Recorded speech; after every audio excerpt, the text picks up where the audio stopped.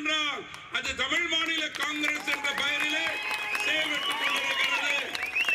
பெருந்தலைவர் லட்சியத்தை என்றைக்காவது ஒரு நாள் மீண்டும் நிறைவேற்றக்கூடிய தகுதி சக்தி அத்துணையும் தமிழ் மாநில காங்கிரஸ் கட்சிக்கு உண்டு என்று நிரூபிக்கும் அளவிலே இன்றைக்கு இந்த கூட்டம் மிக சிறப்போடு நடைபெற்றுக் கொண்டிருக்கிறது. அது மாநில காங்கிரஸ் கட்சியின் சார்பிலே உள்ளாட்சியிலே நல்லாட்சி அமைக்கக்கூடிய அடித்தளமான கூட்டம் இந்த கூட்டம். இந்த கூட்டத்திலே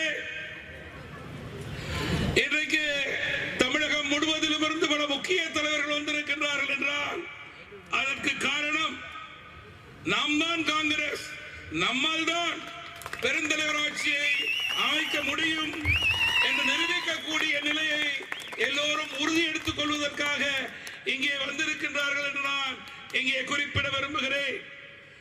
யோசித்து பாருங்கள், மத்தியிலும் மாநிலத்திலும் ஆட்சி மாற்றத்தை உறுதியாக எங்களால் செய்ய முடியும் என்று திமுகவும் காங்கிரசும் தம்பட்டம் அடித்துக் கொண்டார்கள்.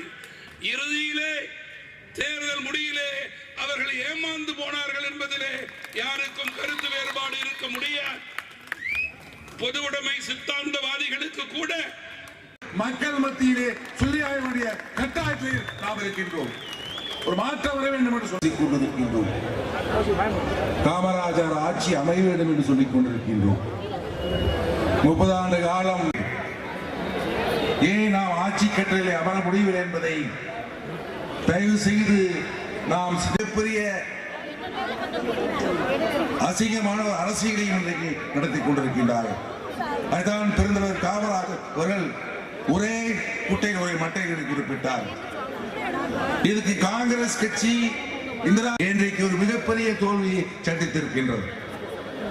அகில இந்திய அளவிலே காங்கிரஸ் கட்சி மிகப்பெரிய பலவி சுதந்திரமான மாநில ஆட்சியை கட்டுப்படுத்துவதற்கும் இன்றைக்கு ஒரு கூட்டம் இருந்து கொண்டிருக்கின்றது.